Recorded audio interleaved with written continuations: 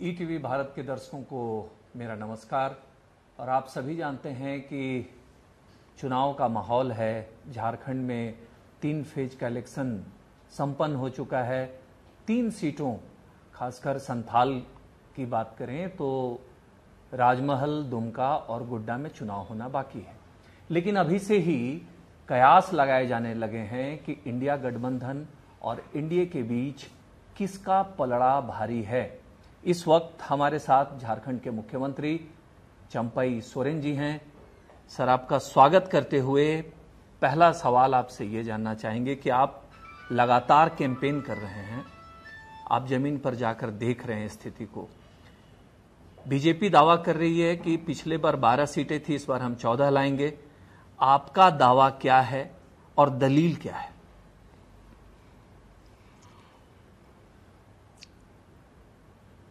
देश में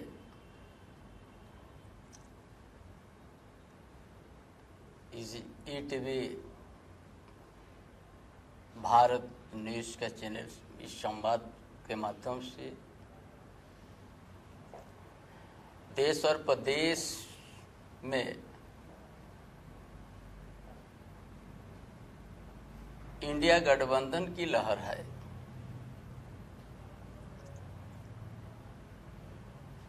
क्योंकि इंडिया गठबंधन की जो लहर इसीलिए है कि ये एक मुद्दा रख दिया, हम क्या एक सोच रख दिया, हम क्या करने जा रहे हैं, क्या करेंगे। बेरोजगार, नौकरी, महिला को कैसे हम उत्थान, बहुत सा जो सोच अपना घोषणा कर दिया है। लेकिन भारतीय जनता पार्टी देश का प्रधानमंत्री ये 10 साल के अंतर्गत उसका जो देखा गया है, जो भी घोषणा किया, जो भी उनका विचार था, सब जुमला साबित हो गया। एक भी सच साबित नहीं हुआ है। ये पूरा प्रदेश का जनता भी समझ लिया कि ये सिर्फ जुमला बात करेगा, झूठ बात बोलेगा, जनता के लिए कुछ नहीं सोचता है। महंगाई की बात नहीं करेगा, बेरोजगार रोजगार की बात नहीं करेंगे, सिर्फ उसको इसका आलोचना करके टाइम पार कर देता है। और हमारे इस प्रदेश में हमारा महागठबंधन के जब से सरकार है, यहाँ बहुत से जनकल्याण काम हम लोग किया है। इस राज्य में भारतीय जनता पार्टी बहुत लंबा समय तक अपना सत्ता में रहा है, लेकिन ना यहाँ का आदिवासी का हित में अच्छा काम किया, ना मूलवासी, ना दलित, ना गरीब गुरबा का।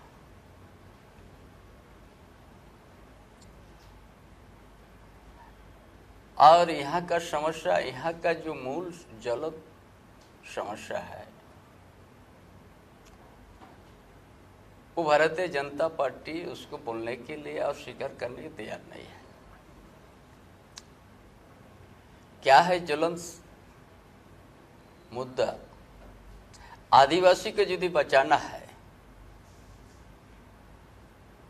आदिवासी को परंपरा का यदि और आदिवासी को विकास को ले जाना है, तो उसका सारनाथ धर्म कोड को मान्यता मिलना चाहिए। और ये भारतीय जनता पार्टी इसको एक शब्द भी बोलने के इसका पक्ष में नहीं है। दूसरा है कि यहाँ का ओबीसी पिछड़ा वर्ग, हमारी महागठबंधन सरकार ने हाउस में रह के उसको पारित किया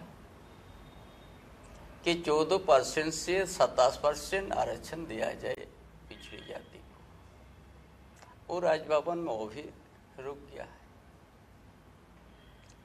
उसका पक्ष भी इनको बोलने की तैयार नहीं है। झारखंड अलग राज्य, झारखंड आंदोलन के समय से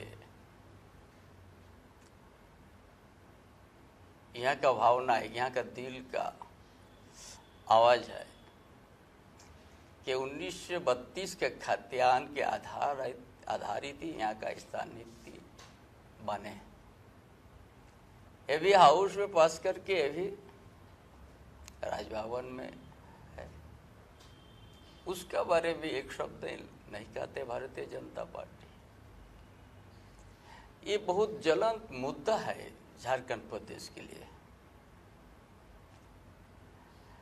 और हमारे इंडिया गठबंधन इस मुद्दा को लेकर आगे बढ़ेगा। इसीलिए पूरा प्रदेश में हमारे इंडिया गठबंधन की लहर है, और 14 के 14 हम लोग जीतने भी जा रहे हैं, सुनिश्चित है जीतना। आप पूरी बात बताते हुए, समझाते हुए, मुद्दे गिनाते हुए लास्ट में एक पंच लाइन मार दिए कि 14 के 14 हम जीतने जा रहे हैं।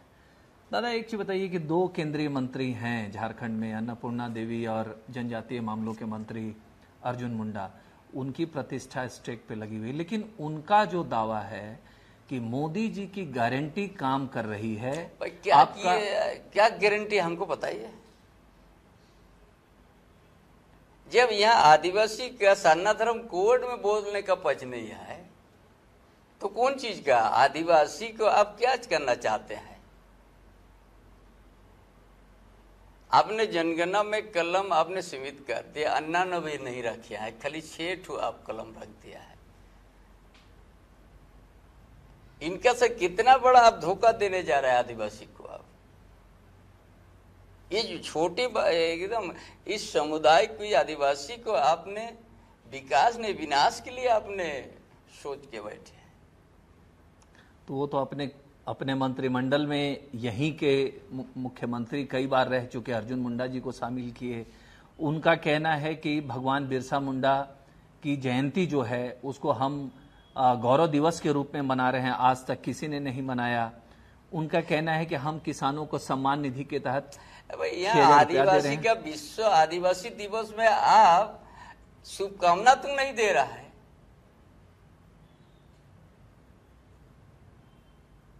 किस तरह का बात कर रहा है ये? आप गौरव की चीज है, हमको हमारा सारना दर कोर्ट के लिए कलम अब क्यों नहीं रखे हैं? हमने क्या लिखेंगे इस जगह में? आपने हमारा परंपरा, हमारा ट्रेडिशन सारा आपने समाप्त करने का आपने कदम उठाया। अब क्यों नहीं रखा भाई? ये देश स्वतंत्र है भारत। स्वतंत्र में हमारा भी यहाँ बहुभाषा बहुधर्म के रहते हैं।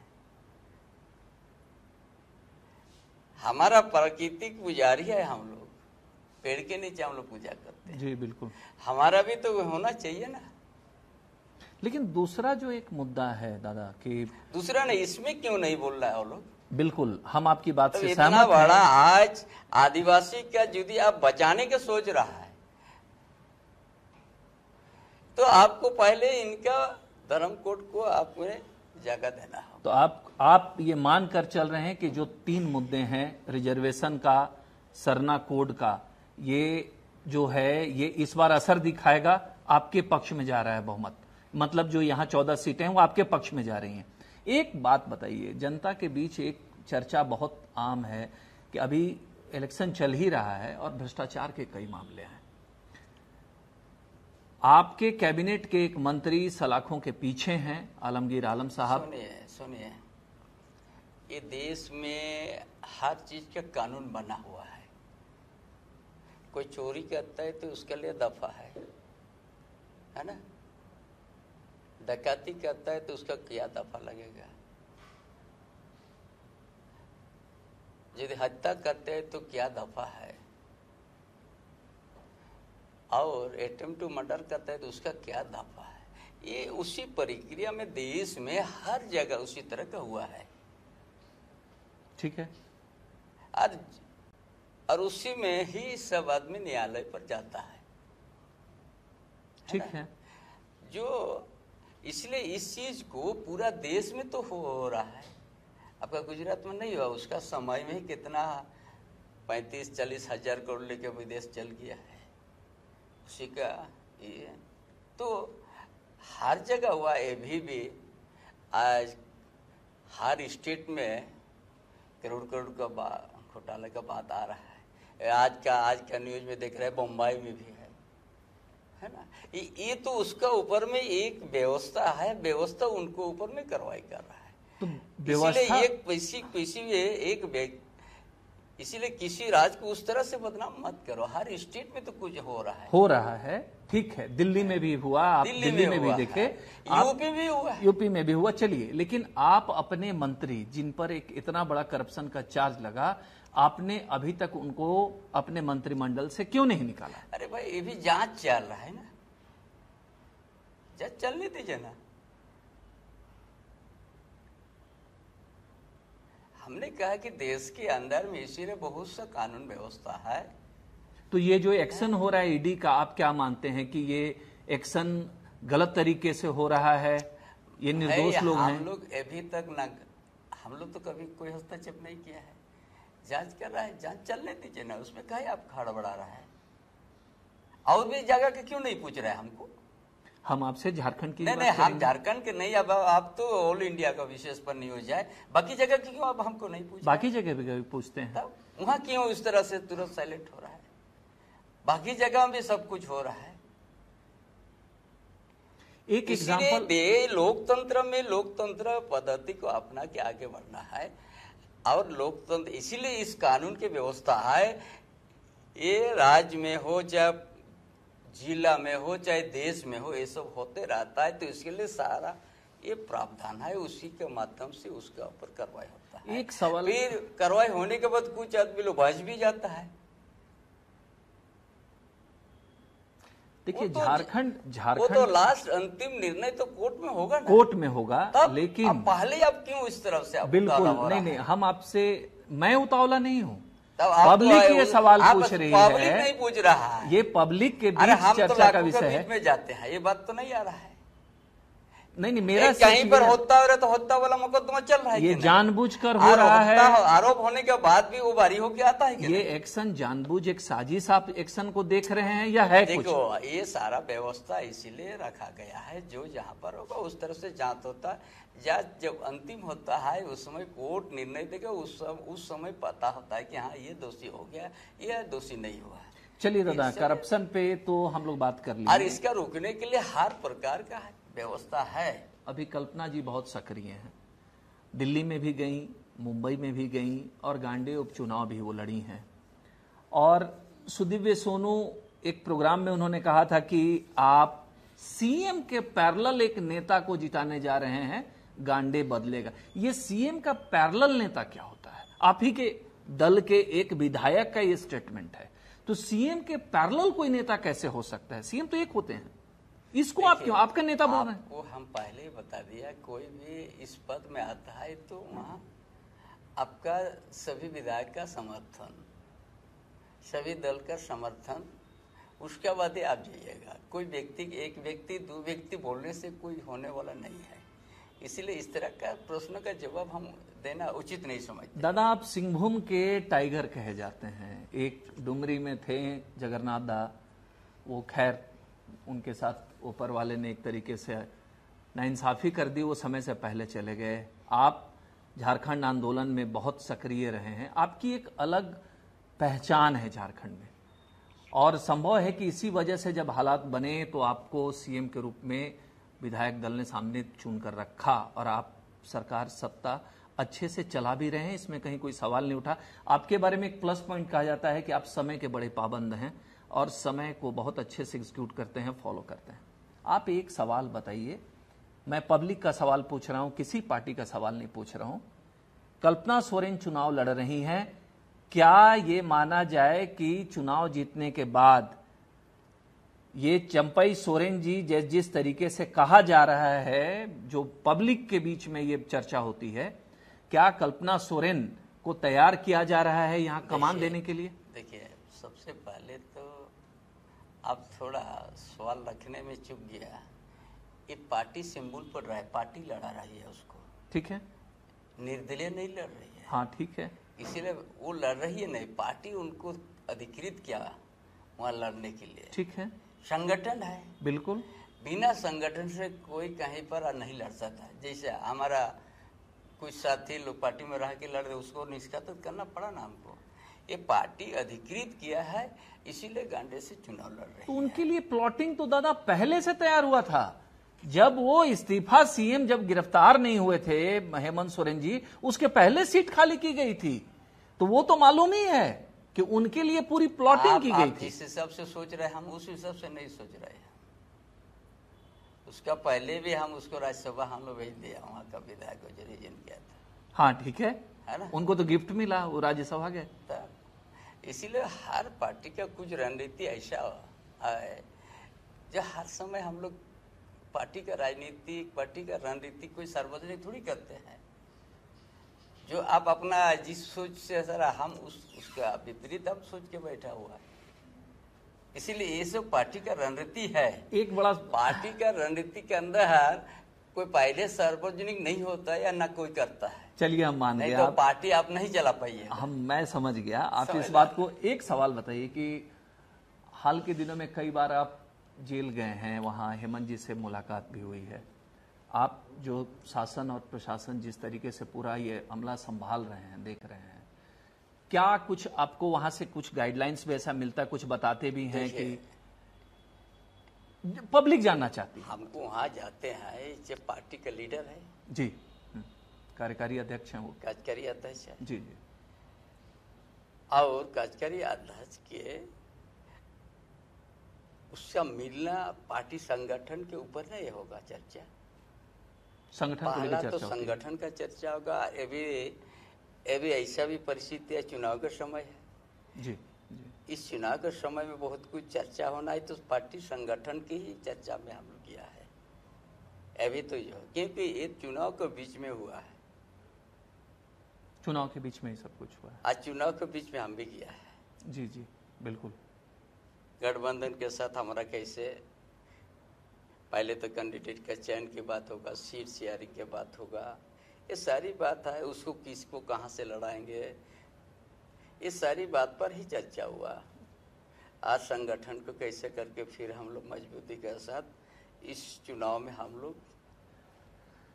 मैं समझ गया दादा। आप जो एक सवाल का थोड़ा सा दादा जवाब दीजिए। पॉलिटिकल मैं नहीं चाह रहा हूं कि आप जवाब दें। आप जो जिन मुद्दों की बात कर रहे हैं वो मुद्दे पहले से चली आ रही हैं और ये बार बार छिड़ता है। सरना धर्म कोड हो या ओबीसी के आरक्षण की बात हो, ये चला आ रहा है। मेरा ये कहना है कि जो 14 सीटों पे जीत का आप दावा कर रहे हैं, ये पॉलिटिकल स्टेटमेंट जैसा लगता है। आप देखिए, आप ऐसे बताइए 7-5-1-1 10 साल में यहाँ का भारतीय जनता पार्टी की कोई केंद्र का कोई रोल नहीं रहा है ना। ठीक है। जब यहाँ का पीएम आवास दे उसका फांडे देने का वो चूक किया है। ये एक एक आदमी को पता हो गया क्यों हमारा पीएम आवास नहीं बना। ये 8 लाख परिवार का सूची बना था। आज जब फंड देना रुक होगा तो ये तो फैल गया ना बात में। ठीक है, आप अबुआ आवास दे रहे हैं, उसका बाद हम लोग तय क्या मांगने के बाद नहीं दे रहे थे। हम लोग अपना इस राज अपना दायित्व ले लिया कि भाई हम लोग को अपना जिसका घर जर्जर है, जिसका उसका घर है, डेली उसका परेशान है, तो उसको हमको देना दायित्व है। वो अपना बल पर हम लोग शुरू किए। आप अपने बल पे अबुआ आवास शुरू किए। सरकार जब आपकी बनी तो आप हर जगह घूमे भी, दिखा भी। मेरा सिंपल ये कहना है, जो 14 सीट, मैं बार बार कह रहा हूं दादा, अगर आप जवाब दे दें तो बहुत बेहतर हो। अमूमन होता क्या है कि लोग एक बताते हैं कि 14 में मेरा इतना पर पलड़ा भारी। देखिए, हम इसीलिए हमने मुद्दा का बात पर आया। वो एक दिन भी महंगाई इतना चढ़ा, महंगाई के बात पर सत्ता में आए थे भारतीय जनता पार्टी। बड़ा गैस सिलेंडर में बड़ा प्रदर्शन किया था महंगाई के लिए 2014 में। और ये 10 साल में एक बार भी महंगाई कम करने की बात नहीं कहा, सरकारी नौकरी की बात नहीं किया, बेरोजगार को नौकरी देने की बात नहीं किया। तो ये कौन सा मुद्दा लेके यहाँ पर आए हैं?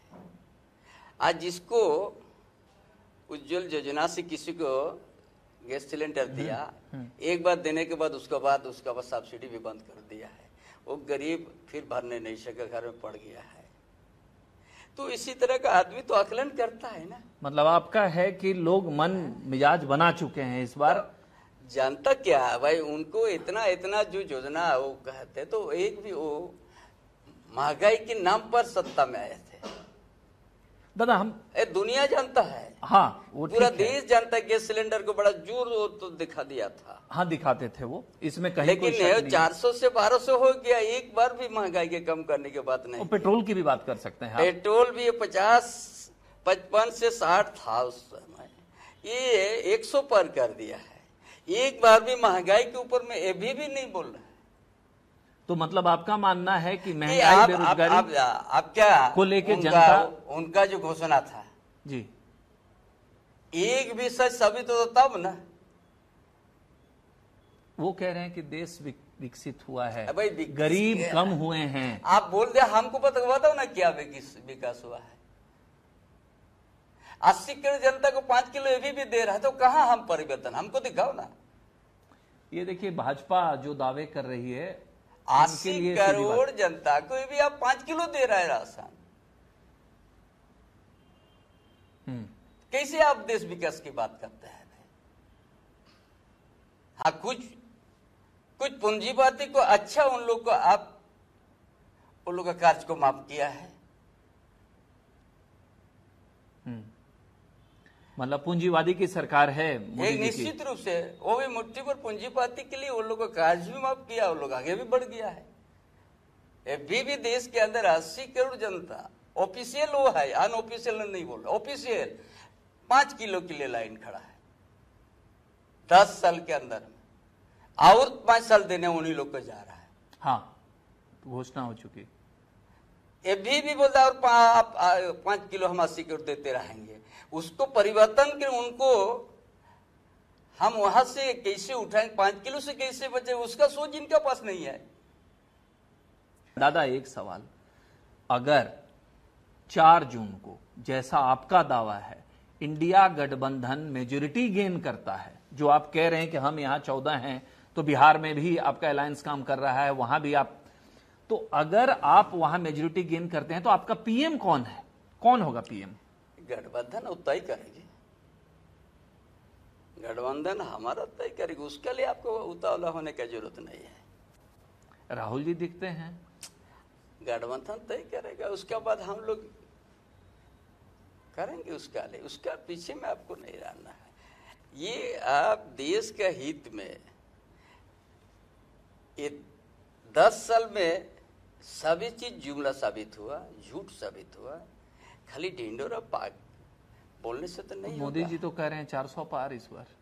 वो बोलने में क्या होता है, यहाँ भी तो 2019 विधानसभा में 65 पार जैसा पहुंच रहा था कि 80 भी पहुंच गया, 25 में रुक गया था ना।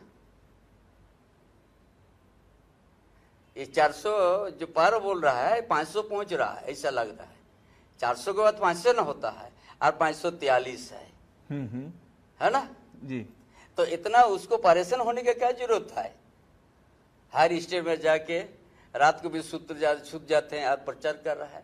आपका इतना कॉन्फिडेंस है तो आपका इतना परेशान होने की क्या जरूरत था? क्या जरूरत था? इतना बार बिहार को आने का, यहाँ झारखंड को आने का क्या जरूरत था जब आपका 400 पार हो चुका है?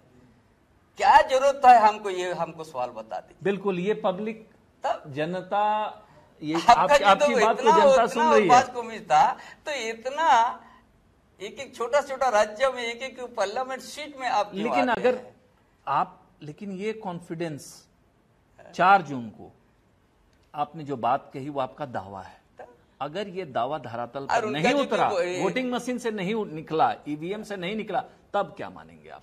अगर 14 सीट का दावा आपका, और अगर आप नहीं गेन करेंगे, आप क्या लेंगे? उनको भी बोल के आइएगा ना, 400 पार नहीं होगा तो क्या उनसे भी पूछते हैं। अरे आप लोग इस तरह उनसे भी पूछते हैं, इस तरह का सवाल नहीं होता है। एक आदमी, एक सज्जन हमको बोला, इसी 400 पर बोल रहा है ना, एक सज्जन बोलता है, क्या बड़ा बुद्धिजीवी है, ये पृथ्वी को हम उठा देंगे, लेकिन हमको खड़ा होने का जगह आपको दूसरा देना होगा। उस तरह का बात है, विश्व गुरु बनना और ये सब करना। वो बोलता है पृथ्वी को उठा देंगे, लेकिन हमको खड़ा होने का जगह चाहिए, हम उठा देंगे। देखिए समझ ले आना। नहीं नहीं, बहुत बहुत धन्यवाद दादा।